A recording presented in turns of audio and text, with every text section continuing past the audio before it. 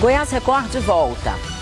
No quadro Política em Debate de hoje, a gente vai falar da importância de uma boa gestão no futebol. O retorno do Atlético para a Série A do Campeonato Brasileiro não aconteceu por acaso. Tem muito a ver com uma administração mais eficiente. No passado bem recente, o Dragão chegou ao fundo do poço. Passou 19 anos sem um título.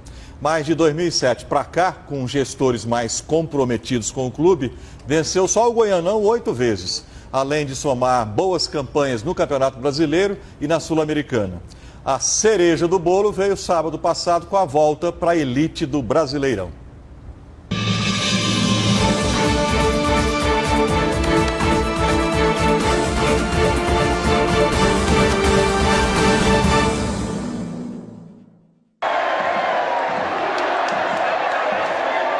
A explosão da torcida rubro-negra no Acioli no último sábado foi o último ato de uma campanha difícil, duvidosa até. O Dragão foi um dos piores times da primeira fase da Série B deste ano. Reagiu muito forte no segundo turno, mas na última rodada precisava vencer o Guarani, como de fato venceu, e ainda torcer por derrotas improváveis do Juventude ou do Vila Nova. O time de Caxias ganhou e fechou uma porta, mas o Vila perdeu para o lanterna do campeonato em Natal e abriu caminho para o quarto acesso do time de Campinas à nata do futebol brasileiro, a Série A. Não é pouca coisa. O Brasileirão pode ser considerado o maior campeonato de futebol do mundo. A história antiga do Atlético sempre apontou para um futuro promissor. Foi o primeiro time de Goiânia, o primeiro campeão, o primeiro a ter o próprio estádio, o primeiro a revelar jogadores para o futebol nacional e para a seleção brasileira e o primeiro a fazer um jogo internacional. Passou mais de 30 anos no topo do esporte goiano. O grande rival era o Goiânia, um ano mais novo. Até que Goiás e Vila Nova surgissem no cenário a partir do fim da década de 1960, começo de 70. Os dois caçulas ganharam quase tudo a partir daí e se consagraram como as maiores torcidas e maiores expressões do futebol goiano. O Goiás ganhou 28 títulos do campeonato estadual, o Vila 15. O time esmeraldino participou mais de 30 vezes dos campeonatos da elite do futebol brasileiro. Chegou a disputar, e bem, uma Libertadores. Gestores desastrados quase acabam com o Atlético e com o Goiânia. Definharam tanto que por pouco não desaparecem. Os títulos sumiram. O rubro-negro passou 19 anos sem uma taça.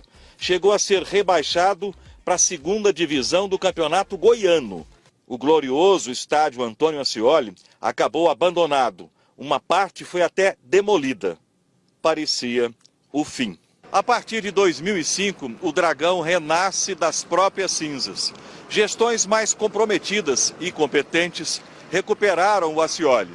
O clube foi todo reestruturado e o time deu respostas em campo.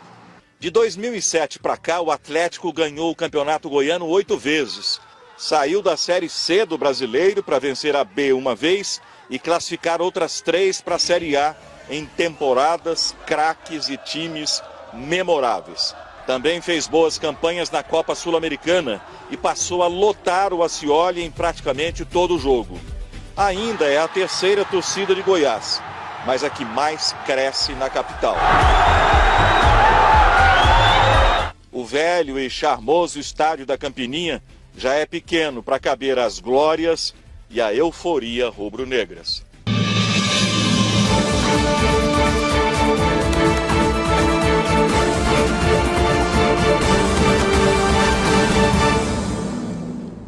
E um dos responsáveis por essa retomada, se não o maior responsável, está aqui no estúdio, o presidente do clube, Adson Batista. Boa noite, obrigado por ter vindo e parabéns pela conquista, pela volta à Série A. Boa noite, é um prazer estar aqui com vocês. E matéria muito bem feita, né? Valorizando o que é o Atlético hoje.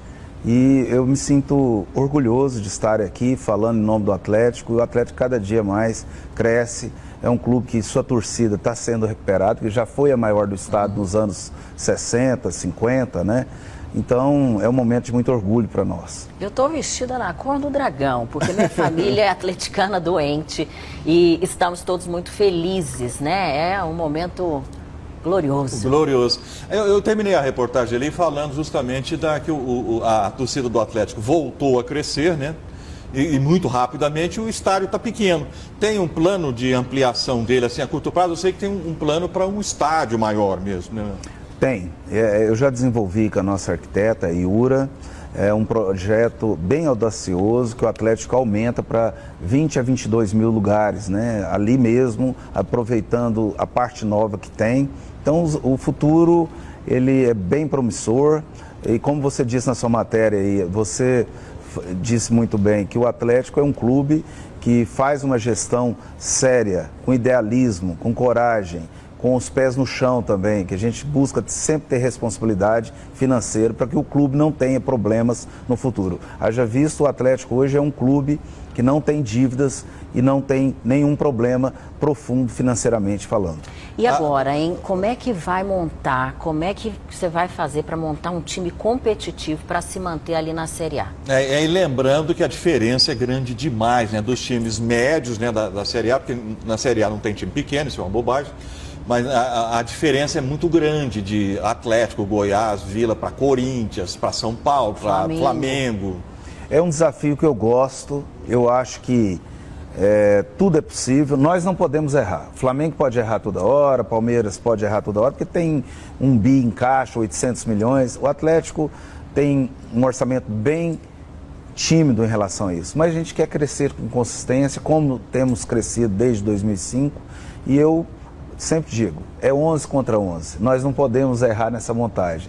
Eu vim do clube direto para cá, por entender que é um momento importante, a gente tem que estar a todo momento aproveitando esse espaço que o Atlético conseguiu, mas a gente está trabalhando nessa montagem. Eu estava há pouco buscando alternativas para ter um time que possa surpreender e representar bem o nosso estado. Desmonta-se esse time que foi formado para a Série B e forma um para a Série A, ou não é assim que funciona? Não, desmonta.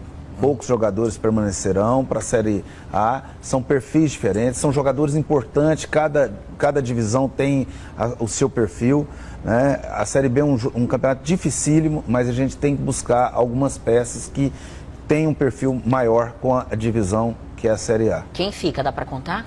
Assim, nós estamos fazendo algumas renovações e é preferível nesse momento a gente não colocar, pode atrapalhar e supervalorizar algumas negociações. Mas já começa no Goiano ou vai esperar começar o Campeonato Brasileiro? Não, tem que ser agora. A gente temos o problema de janela, né?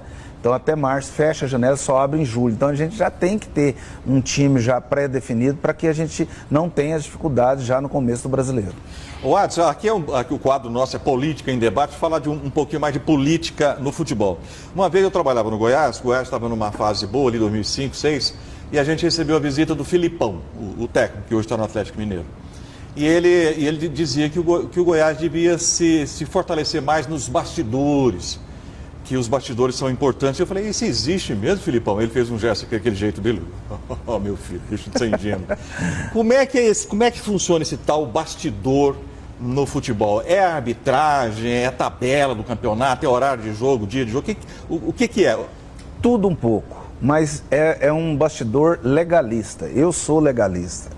É você estar presente na CBF, é você pedir uma audiência com o presidente, é você pedir uma audiência com o presidente da comissão de arbitragem, é você estar analisando com a sua comissão técnica uma mudança de jogo, que às vezes a fisiologia acusa que o time está desgastado. Então são várias situações. Futebol é uma grande empresa, mas ela é muito passional fora de campo. Então você tem que ter muito cuidado, você trata com torcedores, torcedor é muito momento, tudo isso tem um pouco de importância. O futebol mudou muito, né? Tá muito caro, os atletas muito caros, treinadores e essa mudança das SAFs, né? Como é que isso impacta o Atlético, por exemplo, que é um time menor? Olha, o Atlético é um clube emergente. O futuro do Atlético e muitos clubes brasileiros é ter as suas próprias SAFs.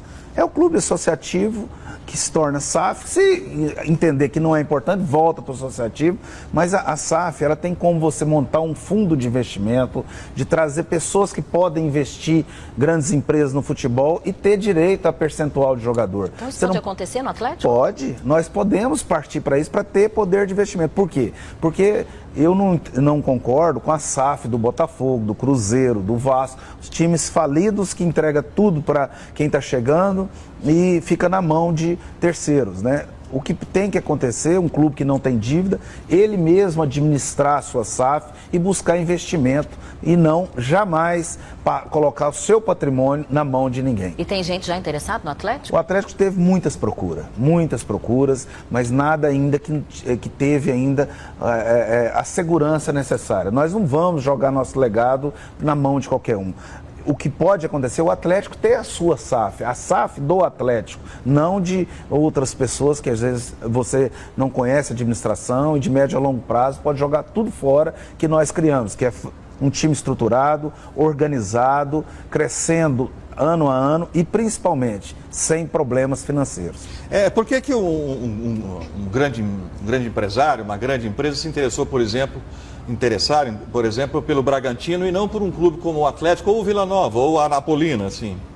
É uma questão. São Paulo é muito atrativo. E chegou-se a um valor que foi comprado o Bragantino. A empresa tem um perfil diferente porque ela quer, é a marca dela, porque ela tem um produto que precisa ser divulgado e muito consumido no país. Então é um perfil diferente que praticamente todos os times. E esse perfil não interessa para o Atlético, não? Olha, para nós, comprado por uma empresa. Olha, a gente só se tiver um contrato muito fechado, a cada 3 anos tem que ter uma Libertadores, alguma coisa assim que possa mudar o Atlético de patamar. Somente assim que pode acontecer essa mudança. E com essa moral aí de estarmos agora na Série A, tricampeão goiano, né? Esse é o principal objetivo. E, aliás, agradeço a sua família, Obrigada. A você, pela origem atleticana, isso nos orgulha. Muito obrigada. Muito obrigado, Alisson. Boa sorte aí para o ano, para as próximas temporadas. Muito obrigado. Muito obrigado, estou sempre à disposição. Obrigada. E o Goiás Record termina aqui. Você fica agora com o Jornal da Record. Uma boa noite para você. Boa noite, até amanhã. Tchau, tchau.